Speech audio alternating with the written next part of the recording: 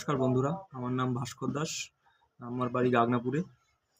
তো আমি 2024 যে ডিসেম্বরের 13 তারিখে এসএসসিডির রেজাল্ট দিয়েছে, তাতে আমি সিআরপিএফ হিসাবে সিলেক্টেড হয়েছি। তো আজকে আমার যে সফলতা, তার পেছনের একটু আমি বলতে চাই। সেটা হলো, আমি প্রথমত মাধ্যমিকে আমি অতটাও ভালো ছিলাম না স্টুডেন্ট। আমার হয়তো ম্যাথে 31 বা 29 এরকম নাম্বার পেয়ে আমি পাস করেছিলাম। তো সেখান থেকে আজকে আমার এই জার্নি, সেটা আমি বলতে চাই কী করে আসলো, কী করে হলো। তো আমাদের এখানে একজন দাদা ছিল, অসীম দেবনাথ আর শান্তনু দাদা। তাদের থেকে বেসটা ক্লিয়ার করেছিলাম এক্স ধরে। চাকরির জন্য সেটা বেসটা ক্লিয়ার করা আমার দরকার ছিল, কিন্তু সেটা সিলেক্ট হওয়ার জন্য পর্যাপ্ত ছিল না। তারপর আমি ভাবলাম যে সিলেক্ট হচ্ছি না, 2018-তে বাদ গেলাম। তারপরে 19 হয়নি, 21-এও বাদ গেলাম কিছু নাম্বারের জন্য।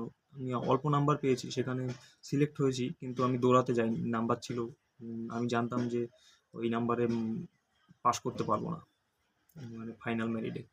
তারপর 2022-এ 2022-এর দিকে আমি বাপ্পাদার কাছে যাই।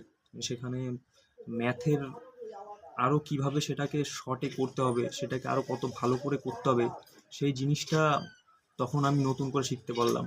তারপরে আরও জিকে যেগুলো দরকার, শুভঙ্কর দা সেটা দেখিয়ে দিত। তো এমনভাবে পড়েছি, প্লাস দাদাদের যে গাইডেন্স, সেই অনুযায়ী আমি চলেছি। এই গাইডেন্স অনুযায়ী চলার পরে একটা জিনিস ইমপ্রুভ হয়েছে, সেটা হচ্ছে আমার টাইম ম্যানেজমেন্ট প্লাস স্পিড হাতের। তারা যে মক সিস্টেম করে দিত, ঠিক আছে, সেসব জিনিসগুলো প্রচণ্ড ইমপ্রুভ হয়েছে। তারপরে আগের যেমন আমার নাম্বার ছিল 2021 যেটা, সেটা হয়তো 36 না 37 আমি পেয়েছিলাম, একদম কম, ধরাই যায় না সেটা নাম্বারের মধ্যে। তো সেখান থেকে নিজের একটা ইমপ্রুভমেন্ট দেখছি, যে এইবার যে আমি 24-এ যেটা দিলাম ম্যাথে, আমার 20টা ম্যাথে আমি 18টা করেছি, একটা ভুল গেছে, 17টা আমার ঠিক হয়েছিল। সেম রিজনিংও বাপ্পাদা রিজনিং করাতো ওখানে, সেম ওইভাবেই ম্যাথের মতন, কীভাবে আরও সঠিক করা যায়, ঠিক আছে, কীভাবে আরও নতুনভাবে সেটাকে শিখবো, এই জিনিসগুলো বাপ্পাদা ধরে ধরে শেখাতো। তো ওখান থেকে আরও বেশি ইমপ্রুভমেন্ট হয়ে গেছে। তো বেসিকও শেখা দরকার, তোমরা শিখে নেবে, ঠিক আছে। প্লাস দাদাও বাপ্পাদাও বেসিক ক্লিয়ার করায়, কিন্তু অ্যাডভান্সটা খুব সুন্দর লাগে দাদার কাছে, ঠিক আছে। আরও ভালোভাবে কি করে সেটাকে শর্টে করতে হয়, সেই জিনিসটা দাদা খুব সুন্দর করে। সবসময় নিজেরও থাকতে হবে, প্লাস কোচিংয়ের গাইডেন্সেও থাকতে হবে। এই জিনিসটা থাকা দরকার আমার মনে হয় একটা ছেলে সিলেক্ট হওয়ার পেছনে।